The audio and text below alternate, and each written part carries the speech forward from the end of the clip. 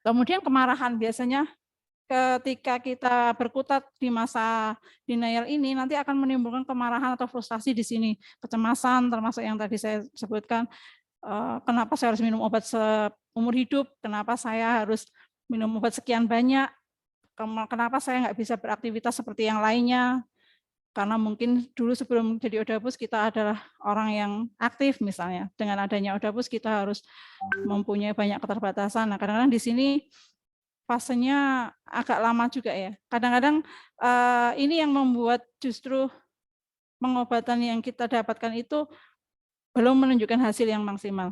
Kemudian yang ini mulai apa namanya ya, mulai antara ya dan tidak, mulai mau terus atau berhenti gitu ya. Biasanya di sini ada banyak faktor ya. Misalnya ketika kita banyak mendapat dukungan, kita merasa semangat, tapi ketika kita minim dukungan, kita mulai ini lagi, mulai ke fase-fase yang sebelumnya lagi. Kemudian depresi ini kadang kalau kita nggak menemukan sesuatu yang bisa membuat kita semangat, bisa membuat kita apa namanya ya, merasa punya motivasi, punya semangat tinggi untuk berjuang, kita biasanya jatuhnya ke sini, ke depresi ini.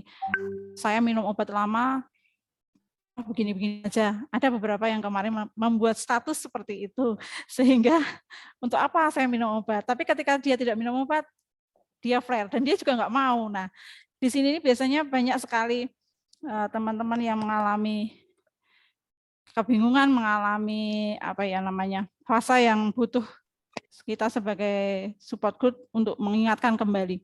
Kemudian mulai pada penerimaan diri. Nah, ketika kita mulai menerima diri, oh iya saya sudah mendapatkan diagnosa ini, dan ketika kita belajar bahwa ada yang namanya remisi, atau kalau misalnya remisi itu terlalu jauh, ya ada yang namanya kondisi stabil, bahwa ketika kondisi stabil itu kita mulai jarang flare, kita dosisnya mulai dikurangi oleh dokter, dan mulai bisa melakukan kegiatan sehari-hari. Nah, di sini biasanya sudah mulai ini ya, mulai bisa kelihatan lah teman-teman yang sudah lama sakit itu biasanya sudah mulai ke ini.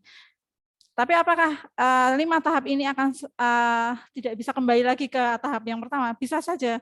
Jadi banyak faktor ya, kadang-kadang ketika kita menghadapi suatu benturan, kita bisa kembali lagi ke fase nomor 1, atau fase nomor 2, atau fase nomor 3, seperti itu.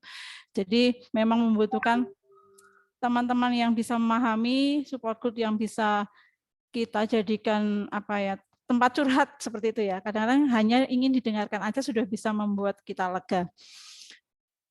Kemudian next.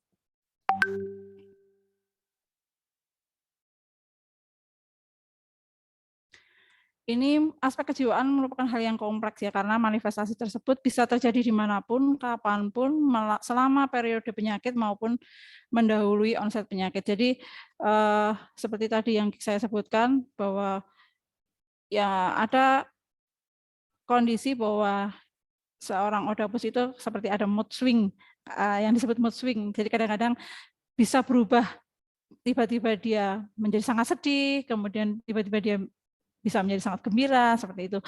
Apalagi ketika kita menghadapi suatu benturan atau suatu keadaan yang di luar zona nyaman, biasanya itu juga keluar. Manifestasinya dapat terjadi selama masa aktif penyakit. Jadi semakin kita menuruti kayak mood swing tadi, kalau kita turuti terus, lama-lama jatuhnya ke depresi.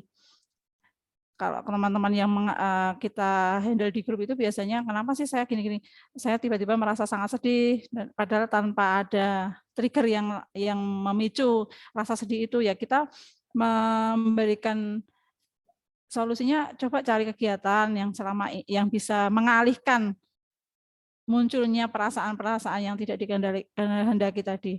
Manifestasi dapat terjadi selama masa aktif penyakit. Odapus dapat mengalami 1 hingga beragam manifestasi psikiatri. Nah, ini ada yang brain fog juga iya, ada yang mood swing-nya juga sangat dominan, ada juga yang depresinya nggak kelar-kelar.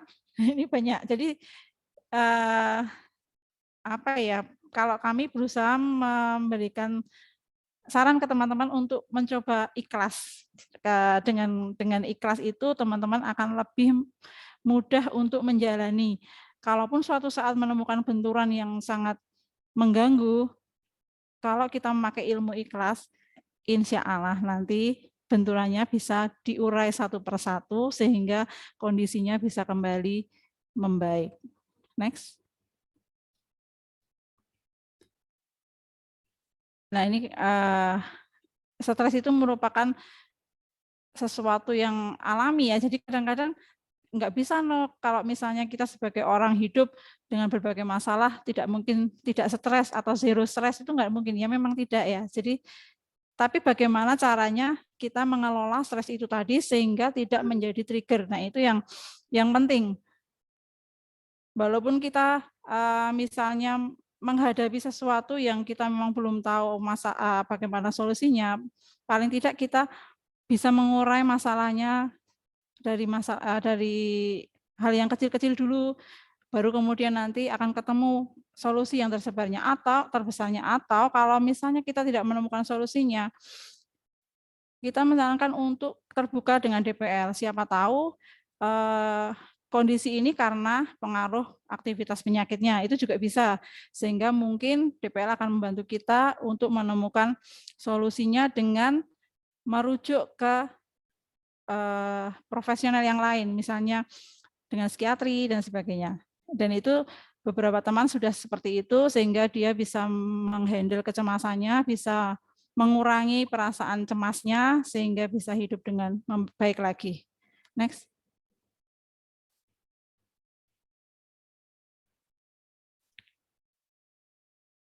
Nah, ini yang harus kita pahami ya, karena depresi atau kecemasan ini atau stres ini adalah trigger yang signifikan. Banyak teman-teman yang jatuh dalam flare yang berat karena stres ini, baik disadari maupun tidak disadari. Kadang-kadang saya nggak merasa stres, Kak.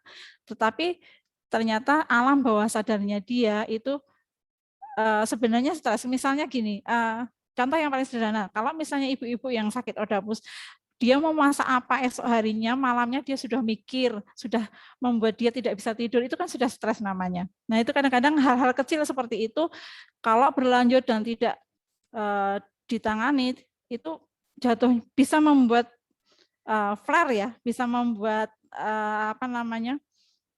timbul keluhan-keluhan, mungkin tidak secara flare yang secara berat, tidak, tetapi keluhan ada yang pusing, ada yang vertigo, ada yang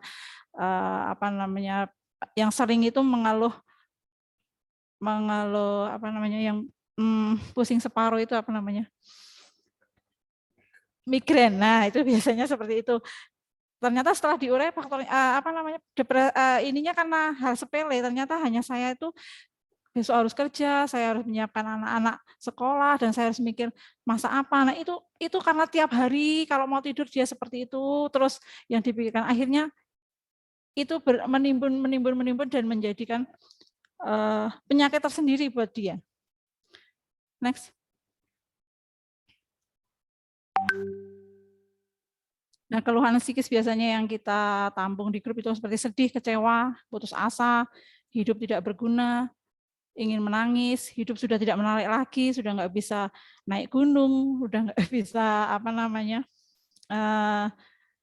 ke pantai misalnya, kalau misalnya yang teman-teman yang punya sensitivitas matahari, padahal sebenarnya bisa, cuman kan harus pakai sunblock dan sebagainya ya. Kemudian berpikir tentang kematian, terutama kalau melihat di grup atau di media sosial ada teman-teman yang berpulang, itu biasanya secara psikis kita terpengaruh di situ. Terus ingin mati saja, ini misalnya yang tidak kelar-kelar ya, misalnya kenapa saya malah nambah poli, kenapa saya malah nambah flare, malah nambah keterlibatan organ dan sebagainya. Biasanya ada perasaan seperti ini ada. Kemudian mudah tersinggung, ini juga terkait dengan mood swing tadi juga bisa, dan terutama juga ketika kita dianggap berbeda dengan oleh teman-teman di sekitar, itu biasanya juga memicu ketersinggungan.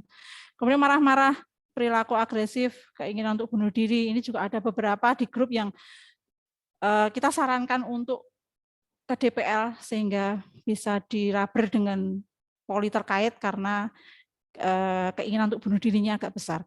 Next.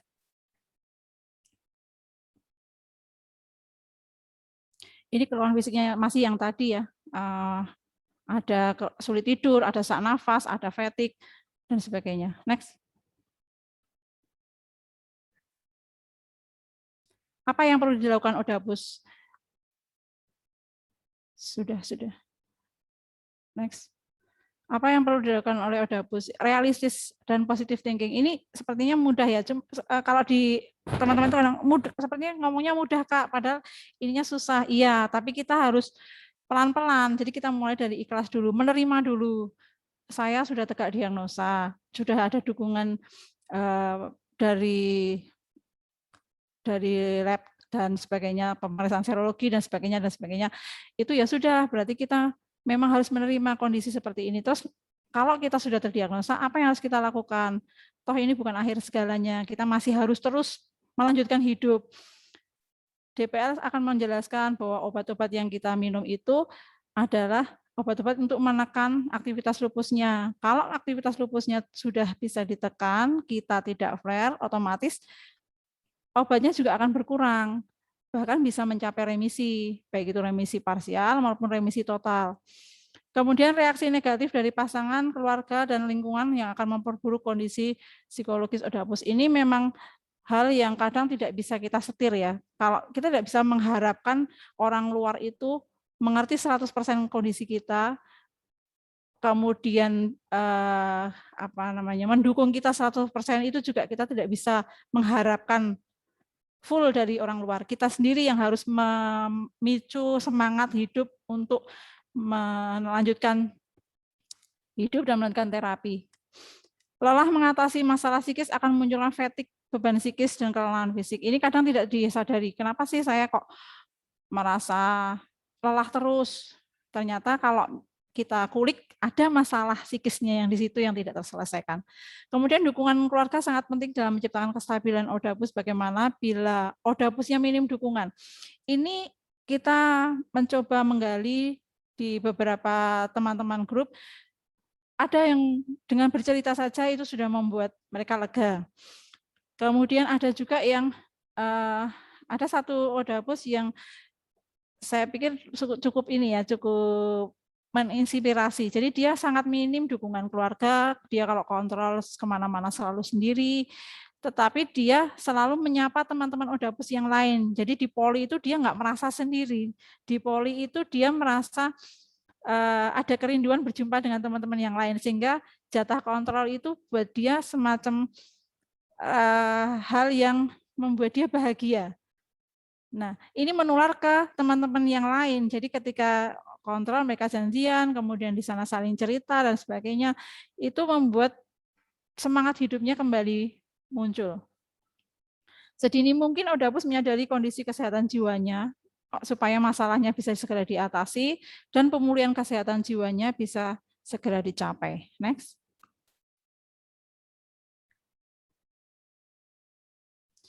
Nah, ini masalah psikologis yang ada di tengah-tengah pandemi. Dari awal pandemi itu teman-teman banyak yang merasa takut kontrol karena takut terpapar. Ini masalahnya masih sangat besar, terutama di grup juga masih sekitar 50%-an lah yang mereka ternyata lama lost control itu karena takut terpapar COVID. Padahal sebenarnya di rumah sakit sendiri sudah ada triase ya, mana yang untuk yang kira-kira suspek maupun yang tidak, itu sudah dibedakan sehingga tidak perlu takut. Akan lebih menakutkan lagi kalau flare yang jelas akan membayangi, akan kita alami kalau kita tidak kontrol, daripada kita kontrol ke rumah sakit terus kemudian takut terpapar COVID yang padahal sebenarnya malah belum tentu ya. Kemudian takut vaksinasi ini juga masih banyak, dan di grup masih sering sekali ada yang bertanya, saya takut vaksinasi, apakah Odapus boleh vaksinasi? Kita sudah menjelaskan bahwa vaksinasi pada Odapus diperbolehkan selama kondisinya stabil dan sudah mendapatkan rekomendasi dari DPL. Tidak perlu takut. Vaksinnya apa? Tidak ada pemilihan vaksin yang sesuai dengan Odapus, semuanya sesuai dengan ketersediaan yang ada. Jadi tidak perlu pilih-pilih vaksin, kecuali jika memang dari DPR ada kriteria vaksin yang diberikan. Bingung dengan suplementasi vitamin untuk pencegahan yang seringkali tidak rasional. Jadi pada waktu boomingnya pandemi kemarin itu teman-teman mencari vitamin C saja kan kesulitan. Jangankan vitamin C, misalnya vitamin D seperti itu menjadi barang langka karena di luar mereka banyak yang membombardir tubuh dengan vitamin-vitamin, kadang-kadang dengan dosis yang tidak sesuai sebenarnya. Padahal dari data survei ini Odapus yang terinfeksi COVID berkisar di angka 10% saja. Kemudian nanti bagaimana tata laksananya akan dibahas pada pembicara yang berikutnya. Next. Pesannya apa dari yang tadi kita sampaikan adalah masalah kesehatan jiwa adalah hal yang penting yang sering dijumpai pada berbagai kasus reumatik autoimun, namun sering terabaikan atau kurang mendapatkan perhatian.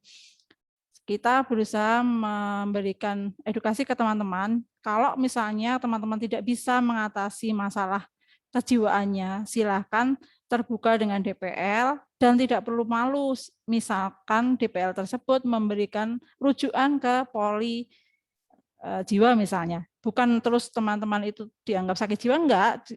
Kita harus legowo ya, apa bahasa Indonesia, ikhlas ya, bahwa kita tidak bisa mengatasi masalah kita sendiri dan kita membutuhkan penanganan profesional yang lain. Perlu penanganan khusus terutama pada penyintas reumatik autoimun dengan gangguan kejiwaan kronik seperti kecemasan, depresi yang berujung pada ketidaktaatan obat dan sebagainya. Tadi yang saya sebutkan. Kalau memang tidak bisa mengatasi masalahnya sendiri, silahkan minta rujuk ke poli yang terkait. Sadari masalah kejiwaan, masalah kesehatan jiwa, atasi masalahnya dengan tidak lari dari masalah. Karena kalau kita lari dari masalah, masalah itu tidak akan hilang. Suatu saat akan kembali lagi muncul. Konsultasilah dengan DPL dan psikiater bila masalahnya tidak bisa diatasi. Hindari stres berlebih, terutama mengontrol penyakit. Mengontrol penyakitnya bagaimana? Dengan rajin minum obat, rutin kontrol, hindari trigger yang seperti webinar lalu kita sudah sebutkan apa saja triggernya, sehingga stresnya bisa ditekan. Next. Demikian presentasi yang bisa kami sampaikan. Mohon maaf jika ada hal-hal yang kurang berkenan ataupun hal-hal yang kurang sepantasnya. Kita lanjut ke sesi materi yang berikutnya. Saya serahkan kepada moderator, Kak Alfred. Baik, terima kasih kepada Kak Yuri yang telah memberikan presentasinya yang jelas dan gamblang sekali. Selanjutnya kita masuk ke sesi utamanya ya. Saya izin share sebentar.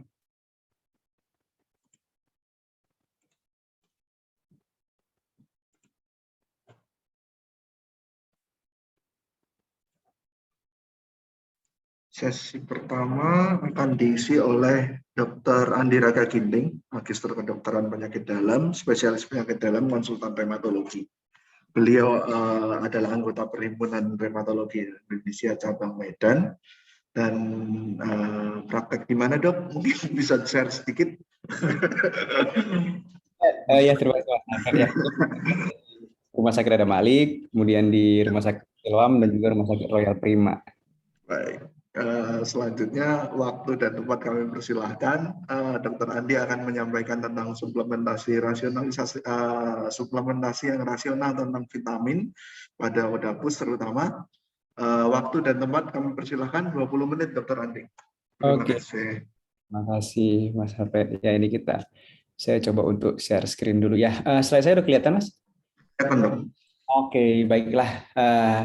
Assalamualaikum warahmatullahi wabarakatuh. Selamat pagi dan salam sejahtera bagi kita semua. Pertama-tama saya mengucapkan terima kasih kepada Mas Alfred dan tim Rally ya yang telah mengundang saya dan juga sponsor kita kali ini dari Kalbe. Dan tentunya terima kasih juga kepada para teman-teman Odapus dan juga mungkin keluarga dan supporternya yang ikut hadir pada pagi dan nanti menjelang siang yang berbahagia ini ya. Oke, di mana saya Dr. Andi ya mendapatkan kesempatan untuk sharing dengan topik yang akan saya bawakan itu adalah suplementasi vitamin pada Odapus di masa pandemi. Seberapa perlu sih ya? Jadi memang kita ketahui bahwasanya sekarang ini kita lagi dilanda COVID ya, pandemi COVID. Dan kita tahu sampai saat ini juga belum ada obat-obatan memang yang spesifik untuk mengobati yang namanya si virus COVID ini. Kemudian ya alhamdulillah memang udah ada vaksin dan beberapa teman-teman dari Odapus juga dan juga teman-teman penyandang autoimun lainnya sudah mendapatkan vaksin ya. Jadi itu bisa menghambat perlajuan daripada COVID ini dan juga melindungi diri kita, keluarga dan juga masyarakat tentunya. Namun yang namanya COVID itu merupakan suatu infeksi virus, di mana diharapkan sebenarnya kalau virus itu bisa self-limiting, ya kan, dengan bagaimana? Dengan menguatkan sistem imun tubuh kita tentunya, ya. Dengan sistem imun tubuh yang kuat dan virus COVID pun akan bisa dieliminasi dengan baik oleh tubuh kita. Nah, memang namun pada kenyataannya pada pasien-pasien autoimun termasuk lupus sendiri terjadi permasalahan di sistem imunnya. Nah, bagaimana kita meningkatkan sistem imun tubuh? Tentunya dengan menjaga pola hidup sehat, makan gizi seimbang, dan melakukan aktivitas keseharian yang memang sehat untuk tubuh kita, sehingga meningkatkan sistem imun. Dan cara lainnya tentunya adalah dengan bantuan yang kita sebut vitamin dalam gizi kita. Nah, sekarang kita membicara vitamin dulu nih. Apa sih yang dimaksud dengan vitamin? Jadi vitamin ini adalah zat gizi yang diperlukan tubuh untuk menjalankan fungsi normalnya, termasuk tadi sebagai meningkatkan sistem imun yang baik, begitu. Nah, tetapi diketahui bahwa tubuh kita itu tidak bisa menghasilkan vitamin, yang artinya asupan zat ini berasal dari luar tubuh, ya. Termasuk sebenarnya vitamin D, karena vitamin D yang dalam tubuh kita itu bentuknya tidak aktif dan bisa memang dibentukkan menjadi aktif setelah terjadi paparan dari sinar matahari atau ultraviolet. Sehingga cuma vitamin D yang ada di dalam tubuh kita yang bentuk non-aktif. Dengan mengaktifkannya juga dengan ultraviolet atau mengkonsumsi makanan dari luar tubuh yang mengandung vitamin D. Nah, tentunya dengan tidak bisa diproduksi oleh tubuh, kita harus mendapatkan asupan vitamin dari makanan yang kaya akan zat gizi ini. Nah, namun kalau misalnya memang ada keterbatasan dalam arti untuk intake makanan yang cukup ataupun dalam keseharian selera makan tidak baik lagi dalam proses penyakitnya lagi muncul dan sebagainya, kemungkinan besar kita membutuhkan yang namanya suplemen vitamin. Nah, namanya suplemen yang perlu diketahui bahwasanya itu adalah pelengkap ya, pelengkap makanan ya, itu kita berikan sebagai vitamin. Nah, kemudian di sini kita akan membahas suplementasi vitamin pada Odapus masa pandemi. Kita tahu bahwa vitamin itu banyak ya, A, B, C, D, E, dan K, ya kan? Itu vitamin. Beda halnya kalau kita bicara dengan mineral lainnya. Mineral itu ada zinc, ada kalsium, dan sebagainya. Jadi kita fokus pada vitamin. Nah, vitamin pun yang akan kita fokus pada pagi dan siang ini adalah vitamin C, D, dan E. Karena nanti kalau misalnya saya nih membahas semua vitamin beserta mineral, nanti Dr. Regen sama Dr. Rina nggak kebagian waktu nih ya. Jadi terbatas, jadi kita fokus vitamin C, D, dan E aja untuk hari ini nih. Karena memang pada kenyataannya pada masa pandemi COVID ini kayaknya vitamin-vitamin ini nih yang menjadi primadonanya ya. Vitamin C, vitamin D, dan E. Dan juga nanti di sini akan kita bahas mengenai penelitian-penelitian yang mendukung ke arah sana. Pertama tentunya kita mulai secara abjad nih ya, vitamin C. Oke, vitamin C ini merupakan suatu, ya nama lainnya itu asam askorbat. Jadi kalau misalnya ada bicara dengan ascorbic acid, asam askorbat itu menggambarkan vitamin C. Jadi vitamin C ini berasal dari makanan yang tinggi vitamin C ini. Ya, ada brokoli, ada kentang, ada tomat, jeruk, buah stroberi, dan sebagainya. Vitamin C ini berperan penting dalam imunitas. Diketahui bahwasanya memiliki efek antioksidan, antimikroba, antivirus, dan juga imunomodulator. Nah, yang perlu diketahui itu adalah vitamin C recommended dietary allowance. Jadi yang diperbolehkan untuk diet ya, jumlahnya itu adalah sebatas 75 sampai 120 mg per harinya ya. Jadi kalau misalnya ada yang merokok nih, ya memang pada pasien-pasien teman-teman Odapus ataupun yang sekitaran Odapus ya keluarganya kalau bisa jangan merokok lah ya, karena kita tahu bahwasanya rokok bisa memperberat penyakit dan juga menimbulkan penyakit lainnya. Namun kalau misalnya ada yang merokok nih, itu perlu tambah lagi 35 mg karena tentunya dengan merokok oksidasi terjadi, jadi perlu antioksidan lebih tinggi ya. Nah, perlu diketahui bahwasanya kan dietary allowance-nya itu yang diperbolehkan tuh sampai 120 mg nih yang direkomendasikan gitu. Tapi beberapa memang mengkonsumsi di atas 200 mg gitu per harinya. Namun perlu diketahui dosis 200 mg per hari itu bagi individu yang sehat, kalau misalnya nggak ada penyakit apapun, kita sehat walafiat, itu sebenarnya nggak bermanfaat untuk di atas 200 mg. Tetapi kalau misalnya pada orang-orang yang mengalami stres fisik yang ekstrim, terus kemudian para atlet, ya, pemain ski, tentara dan sebagainya, di penelitian itu memang di atas 200 mg itu mengurangi resiko terkenanya flu, ya, common cold, flu biasa gitu. Nah, juga kalau misalnya memang ada penyakit pneumonia terus dicek vitamin C-nya rendah, ya itu akan bermanfaat juga untuk mengatasi proses penyembuhan dari penyakit pneumonia. Tapi kalau yang sehat nggak perlu di atas 200 mg. Nah, perihal mengenai COVID, ya, efikasi pada COVID gimana nih vitamin C? Sebenarnya sih kalau untuk rekomendasi itu datanya belum cukup ya untuk vitamin C ini sebagai pencegah ataupun mengobati COVID-19. Kenapa sih? Karena memang beberapa penelitian ini temuannya beragam dan masih banyak penelitian yang sedang berjalan gitu ya. Pertama nih penelitian dari Capon dan kawan-kawan ya. Tentunya ini pada tahun-tahun baru, tahun-tahun yang ini nih 2020-2021 itu suplemen vitamin C dan juga zinc itu tidak mempengaruhi mortalitasnya ya. Jadi tingkat kematian sama aja dengan yang tidak konsumsi vitamin C. Kemudian penelitian dari Krishnan dan kawan-kawan ini didapatkan bahwa suplemen vitamin C itu tingkat mortalitasnya, tingkat kematian tuh jauh lebih rendah memang daripada mereka yang tidak. Kemudian Lowe's dan kawan-kawan ini malah tidak terkait dengan resiko infeksi yang lebih tinggi atau lebih rendah. Nah, kalau yang lain nih penelitian COVID A to Z ini penelitiannya cukup besar ya. Ini membandingkan efek 8 gram vitamin C dan juga 50 mg zinc ya, atau keduanya digabungkan dengan perawatan standar selama 10 hari itu tidak satu pun dari suplemen bisa memperpendek durasi gejala. Jadi masih beragam, ada yang bagus, ada yang tidak. Dan sekarang juga masih banyak nih, bisa dicek di clinicaltrials.org itu masih dalam penelitian mengenai vitamin C dan juga COVID-19. Nah, jadi kalau misalnya penggunaan vitamin C intravena, nah itu kita bilang bukan suplemen lagi, tetapi ditujukan untuk pengobatan, karena tentunya itu dosisnya tinggi ya.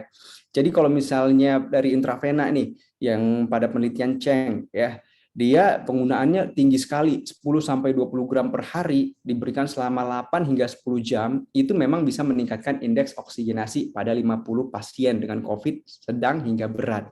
Dan penelitian Zhang juga menunjukkan bahwa saja pemberian vitamin C 12 gram 2 kali sehari dibandingkan dengan placebo, tapi itu tidak mempengaruhi angka kematian. Beda halnya dengan Cheng tadi, Cheng itu bagus, sedangkan Zhang ini tidak ya. Dan dari Zamali Mokhadam Siakhali, nah panjang namanya nih ya.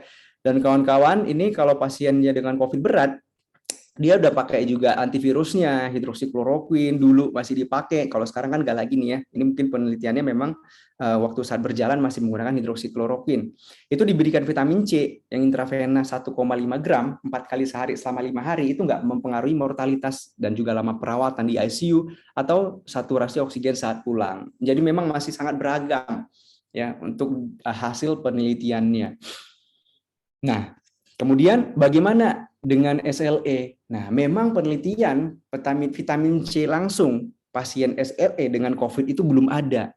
Gitu. Jadi memang belum ada penelitian yang langsung nih, bahwasanya gimana kalau pada pasien SLE yang terindikasi COVID dan sebagainya itu diberikan vitamin C, itu belum ada. Jadi kita masih mengambil penelitian yang di COVID-19, kemudian kita polarisasikan kepada yang pasien SLE gimana, bisa nggak? Maksudnya dalam penelitian yang pada SLE gimana hasilnya?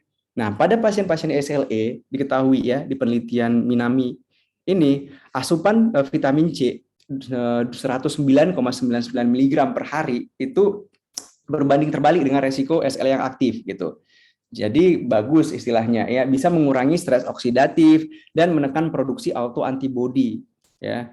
Jadi ini menunjukkan bahwa asupan vitamin C ya itu dapat mencegah terjadinya flare pada pasien SLE.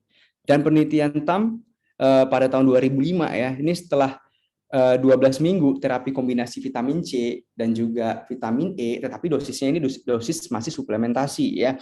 Ini terjadi penurunan peroksidasi lipid ya, tanpa mempengaruhi penanda stres oksidatif ataupun fungsi endotel lainnya ya. Nah, jadi kalau untuk keamanan vitamin C ini amannya itu dosis hingga 2 gram ya, 2000 mg per hari untuk orang dewasa. Itulah batas dosis keamanannya. Kalau misalnya kita konsumsi lebih tinggi dari 2 gram, ya itu bisa menyebabkan efek samping diare, mual, kram perut, dan kemungkinan munculnya askorbat dalam urin yang akhirnya akan menyebabkan ya masalah batu di ginjal. Kemudian dosis vitamin C yang tinggi juga dapat menyebabkan pengukuran dari kadar glukosa darah yang salah. Misalnya pasien diabetes tuh, kalau misalnya diperiksa pengukuran gulanya tetapi lagi mengkonsumsi vitamin C yang dosis sangat tinggi, itu bisa mempengaruhi kadar gulanya, bisa tinggi ataupun bisa rendah gitu. Nah, kalau pada pasien ya dengan hemokromatosis nih ya, ada gangguan masalah di zat besinya, vitamin C itu dapat memperburuk kelebihan zat besi dan juga merusak jaringan tubuh ya. Jadi ini untuk vitamin C. Nah, kita masuk ke vitamin D nih. Vitamin D ya. Oke, vitamin D itu sebenarnya dibagi atas 2 ya, vitamin D2 ya dan juga vitamin D3. Di mana D2 biasanya berasal dari tumbuh-tumbuhan dan D3 itu bisa berasal dari yang hewani ya. Bisa termasuk itu daging, ikan seperti salmon, tuna ya, produk-produk susu, keju dan juga telur. Nah, juga tentunya karena tubuh kita memiliki provitamin D yang belum aktif, itu bisa diaktifkan dengan sinar matahari, sinar ultraviolet ya. Oke, nah untuk RDA-nya ya, recommended dietary allowance-nya itu dosisnya itu adalah 600 sampai 800 IU, international unit. Nah, bentar ya. Oke. Kemudian kalau misalnya vitamin D ini bentuk 25-hidroksivitamin, itu vitamin D itu biasanya pertama itu akan diproses dalam tubuh, di metabolisme di hati ke bentuk yang aktif kita sebut dengan 25-hidroksivitamin D. Kemudian dibentuk bentuk yang lebih aktif ini 1,25 dihidroksivitamin D, itu diaktifasi melalui proses di ginjal. Jadi sebenarnya tapi yang kita tahu bahwasanya konsentrasi serum 25-OHD ini yang merupakan indikator utama status vitamin D seseorang. Ya, yang kita periksa di lab yang ini nih ya, 25-OHD. Nah, tapi meskipun demikian memang para peneliti itu belum menentukan secara definitif gitu. Berapa sih konsentrasi serum 25-OHD yang dibilang defisiensi dan cukup gitu. Karena memang bervariasi pada beberapa penelitian gitu. Misalnya dari Vitamin D Council itu dibilang defisiensi itu di bawah 30 udah defisien tuh. Nah, dibilang cukup malahan mereka 40 sampai 80. Nah, tapi kalau dari Endocrine Society ya, perhimpunan di endokrin, itu bilang bahwasanya defisiensi itu di bawah 20 gitu, cukupnya 30. Nah, kalau kita melihat dari rekomendasi Food and Nutrition Board Institute of Medicine, dia menyatakan untuk defisiensi di bawah 11.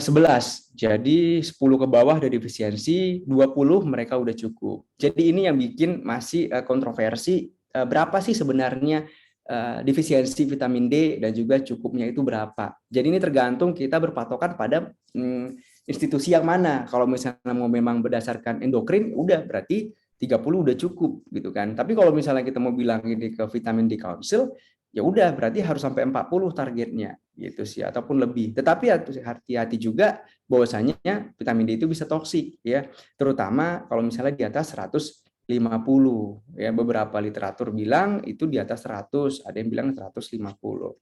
Jadi inilah pentingnya memang untuk diperiksakan dulu kadar vitamin D sebelum menggunakan suplemen vitamin D yang tinggi. Oke, nah ini dia 25-hidroksivitamin yang kita periksakan di serum. Oke. Kita tahu bahwasanya vitamin D itu berfungsi untuk penyerapan kalsium dan kesehatan tulang serta gigi. Itu kita sudah pada tahu tuh ya, bahwasanya vitamin D itu akan mempercepat resorpsi ataupun absorpsi dari kalsium. Nah, tapi juga vitamin D ini ternyata berperan dalam imunitas ya, di mana vitamin D ya beberapa sel imun seperti sel T dan juga sel B ini memiliki reseptor vitamin D. Ya, bahkan beberapa sel imun seperti makrofag dan dendritik itu bisa merubah yang 25-OHD tadi ya belum aktif itu menjadi bentuk aktif. Jadi selain di ginjal ternyata sel imun seperti makrofag dan dendritik juga bisa mengaktifkan vitamin D. Dan kemudian karena kemampuan ini menunjukkan bahwa vitamin D ini dapat memodulasi respon imun bawaan maupun adaptif ya. Di mana respon imun bawaan itu ada makrofag, dendritik, dan adaptif itu ada sel T dan juga sel B. Nah, vitamin D ini juga bisa meningkatkan tingkat sel T regulator dan aktivitasnya ya. Kemudian dengan adanya vitamin D itu tingkat replikasi virus itu menjadi lebih rendah dan juga bisa menekan peradangan ataupun inflamasi ya. Makanya vitamin D ini berperan juga dalam imunitas tubuh. Nah, bagaimana efikasinya pada COVID-19? Nah, beberapa bukti menunjukkan bahwa suplementasi vitamin D itu memang membantu mencegah infeksi saluran pernafasan. Ya, terutama pada pada orang-orang dengan kadar vitamin D yang kurang dari 25 nmol ya, nmol atau kalau misalnya kita pakai di sini nanogram ya di Indonesia 10 nanogram per mililiter. Jadi ini bisa disebut dengan defisiensi ya. Kalau defisiensi memang dia bisa mencegah. Kalau misalnya kita kasih suplemen vitamin D, ini bisa mencegah infeksi saluran pernafasan.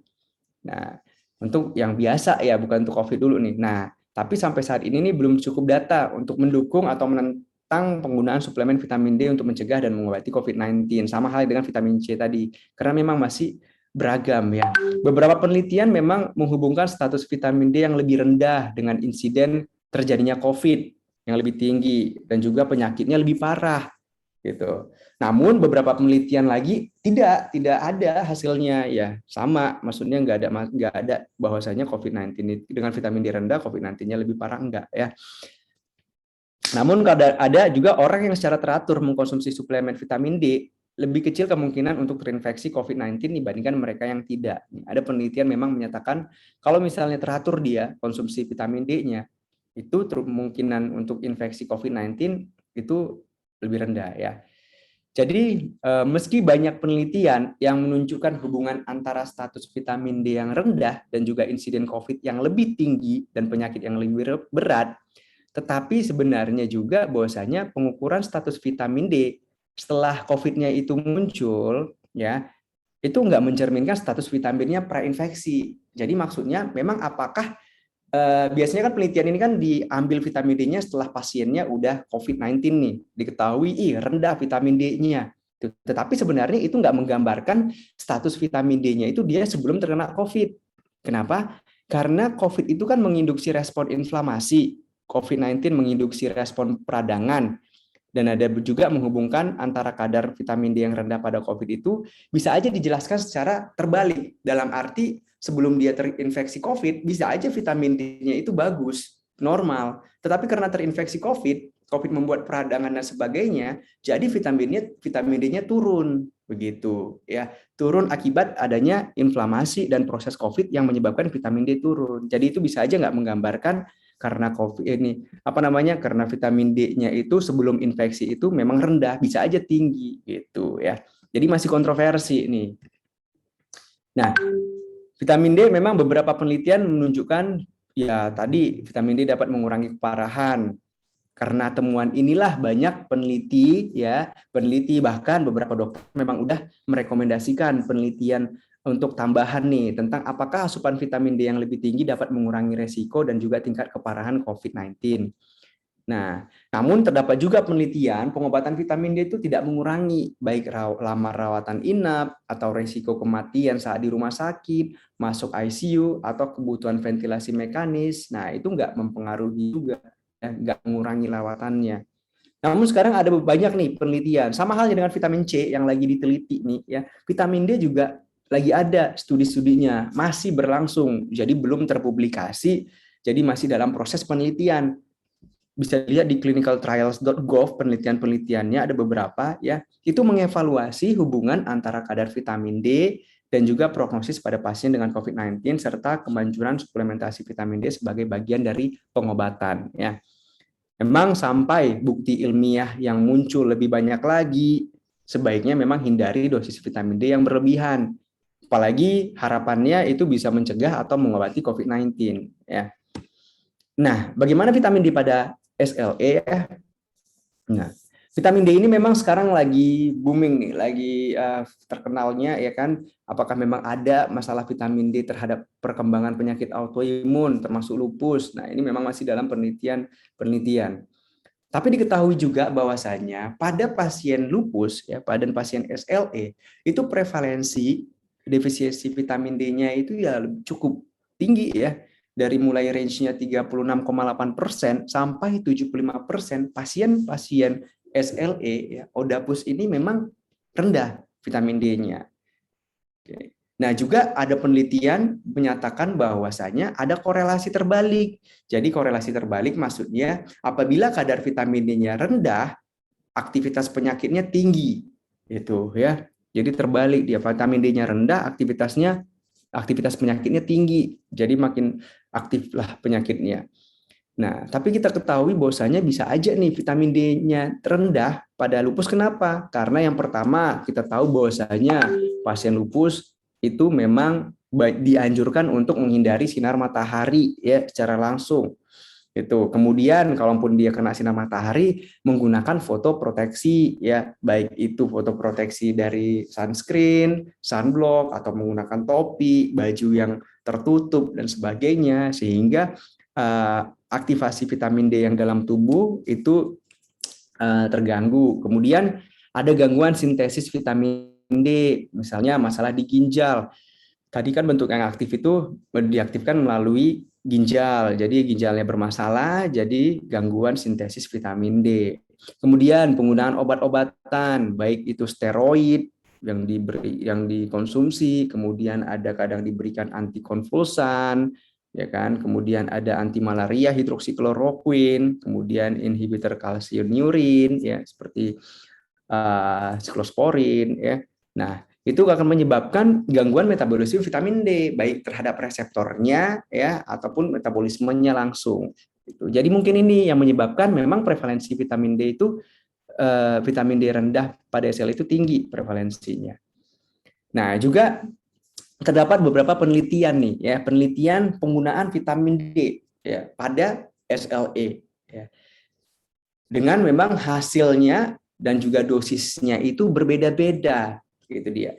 Jadi penelitian dari Ruiz Irastorza dan kawan-kawan itu menggunakan yang sesuai RDA tadi nih, 600 sampai 800 IU lebih dari 24 bulan itu nggak berpengaruh pada aktivitas penyakit. Ya, diukur dengan aktivitas penyakitnya SLEDAI ya, SLE Disease Activity Index. Nah, kemudian penelitian dari Terrier ya itu menggunakan yang lebih besar lagi nih, 100.000 IU per minggu selama 4 minggu. Kemudian 100.000 bulanan selama 6 bulan, memang SLEDAI-nya turun. Tetapi kalau kita hitung secara statistik, itu nggak signifikan penurunannya. Ya mungkin ini bagus atau bisa dipakai ya secara klinisnya ya. Tapi secara statistiknya nggak signifikan.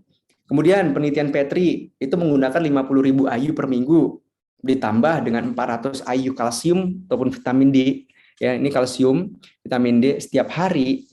Itu terdapat perbaikan SLEDAI-nya, poinnya 0,2 setiap peningkatan 20 nanogram per mililiter vitamin D. Terus penelitian Abu Raya ya, itu menggunakan 2.000 IU setiap hari. Nah, ini kadar vitamin D berkorelasi negatif dengan SLEDAI. Jadi, kalau misalnya vitamin D tinggi, meningkat nih karena pemberian dosis vitamin D 2.000 IU, itu tingkat aktivitas penyakitnya turun. Jadi mungkin dari penelitian ini juga banyak yang merekomendasikan untuk pemberian ya udah berikan aja 2.000 IU pada pasien-pasien dengan SLE. Ya. Nah, tapi memang penelitian di atas ini semua, kebanyakan penelitian ini memang menggunakan walaupun 100.000 itu tidak ada efek samping serius ya yang dilaporkan dalam penelitian di atas.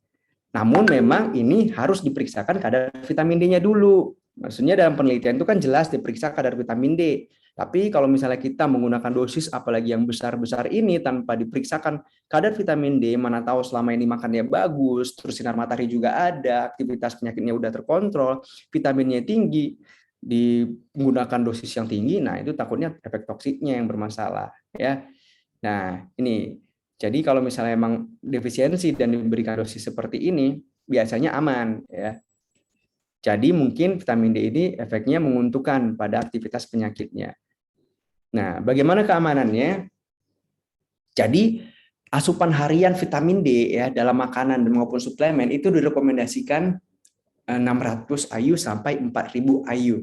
Ya, itu dia yang paling amannya sebagai suplemen.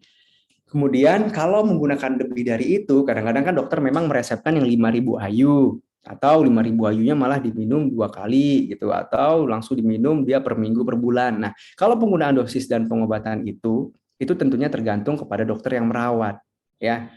Dokternya nanti akan mengetahui nih memang defisiensi, jadi harus menggunakan dosis yang lebih berat gitu, lebih besar maksudnya ya. Kemudian kalau asupannya yang lebih tinggi, ya biasanya dari suplemen, lebih tinggi dari suplemen tadi, itu kadang memiliki efek. Efeknya apa? Mual, muntah, malah kelemahan otot, kebingungan, nyeri, kehilangan nafsu makan, dehidrasi, sering buang air kecil, rasa haus yang berlebihan dan batu ginjal gitu ya. Jadi ini dia efek-efek yang bisa muncul. Kemudian kalau kasus yang ekstrim nih, saking tingginya dan menimbulkan toksik, ya kita sebut dengan toksik, keracunan, misalnya kadarnya udah di atas 150, itu bisa menyebabkan gagal ginjal, pengapuran, ya jaringan lunak di seluruh tubuh, ya kan, timbul kapurnya, ya kan, termasuk di pembuluh darah koroner dan katup jantung. Akhirnya menyebabkan gangguan jantung, aritmia jantung dan bahkan kematian. Ada laporannya, ya. Oke. Nah, sekarang vitamin E nih, ya. Vitamin E. Vitamin E itu ada 2 jenis ya, tokoperol dan tokostrienol. Yang banyak kita gunakan itu yang bisa disintesis oleh tubuh itu yang tokoperol ya, alfa tokoperol. Nah, dari mana sumbernya? Dari minyak sunflower ya, minyak bunga matahari. Ini yang banyak diambil oleh merek-merek itu ya, merek-merek vitamin itu. Kemudian minyak kelapa, zaitun, sayuran-sayuran hijau, almond, kacang tanah. Jadi RDA-nya itu cukup sampai 15 mg. Kalau menggunakan IU ya yang biasa kita pakai di sini si IU ya, itu cukup 22 IU untuk kebutuhan sehari-hari cukup ya. Nah, memang vitamin E ini banyak penelitian pada hewan dan manusia ini menunjukkan kekurangan vitamin E itu bisa merusak fungsi imun humoral maupun seluler ya. Jadi imun adaptif maupun imun innate-nya ya bawaan bisa bermasalah kalau defisiensi. Vitamin E dapat memberikan efek meningkatkan, maaf nih salah ketik nih, meningkatkan imun dengan mengurangi stres oksidatif dan menginduksi efek antiinflamasi. Nah, proses penuaan itu dikaitkan dengan disregulasi sistem kekebalan tubuh yang membuat organ rentan terhadap peningkatan stres oksidatif dan peradangan sehingga menyebabkan peningkatan insiden infeksi pada orang tua ya, seperti influenza. Nah, efikasinya pada COVID gimana nih? Jadi uji klinis menunjukkan memang manfaat suplementasi vitamin E pada infeksi saluran nafas nih, ya infeksi saluran nafas atas itu pemberian 200 IU per hari selama 1 tahun itu menunjukkan penurunan insiden infeksi saluran nafas atas (ISPA) ya, tetapi tidak pada infeksi saluran pernapasan bawah. Sehingga mungkin karena inilah makanya vitamin E ini memiliki potensi manfaat untuk melawan COVID. Karena kan sama-sama infeksi saluran nafas nih ya. Nah juga memang ada sekarang ini juga penelitian menunjukkan bahwa kombinasi vitamin C dan E itu dapat menjadi terapi antioksidan karena dua-duanya antioksidan yang tinggi ya yang berguna untuk komplikasi jantung dari COVID-19. Namun hingga saat ini masih sedikit bukti tentang kegunaan vitamin E sebagai agen profilaksis untuk mencegah ataupun untuk mengobati COVID-19. Nah, bagaimana dengan SLE? Nah, peran vitamin E dalam perkembangan SLE memang masih terbatas, masih sedikit penelitiannya ya. Ada penelitian di hewan maupun di manusia. Namun memang ada penelitian juga didapatkan kadar vitamin E pada pasien SLE itu lebih rendah dibandingkan dengan kontrol yang normal. Nah, menurut penelitian Maisma dan kawan-kawan, pemberian vitamin E yang oral ya sampai 300 mg per hari pada pasien SLE itu bisa menekan sintesis antibodi melalui mekanisme independen dan dari aktivitas antioksidannya. Dan juga ternyata vitamin E terutama bila dikombinasi dengan omega 3 ya dari minyak ikan itu bisa menurunkan kadar sitokin inflamasi ya, baik interleukin 2, 4 maupun TNF alfa. Nah, keamanannya gimana? Dosisnya itu sebaiknya 400 IU ya ke bawah. Kalau misalnya 400 IU udah ke atas ataupun lebih itu dianggap sebagai dosis tinggi atau megadosis. Nah, untuk individu yang sehat memang asupan vitamin E hingga 800 IU setiap hari cukup aman. Dan apalagi memang pada usia tua, semakin tua memang kebutuhan vitamin E itu semakin meningkat. Tetapi harus hati-hati juga ya karena ada resiko efek samping meningkat bila dosisnya lebih tinggi. Efek sampingnya bisa berupa mual, kelelahan, sakit kepala, dan juga perdarahan. Karena memang ternyata vitamin E ini bisa membuat bleeding ya, tidak gampang untuk terjadinya trombosis ya, tapi bisa menyebabkan perdarahan ya.